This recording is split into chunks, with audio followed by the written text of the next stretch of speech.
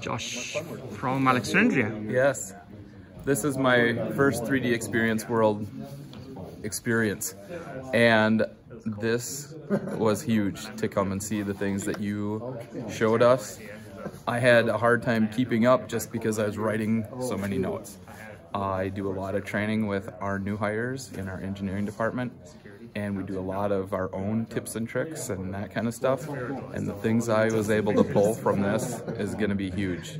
We do machine building, packaging machines. So the stuff we do it's intense for some of these guys, and to be able to lessen the frustrations when they're trying to navigate through these machines is going to be huge. Some of these things that you showed are going to be game changers for them, because there was a lot of that going on in here with the oohs and ahs. Was pretty cool. So thank you. Excellent. Thank you very much.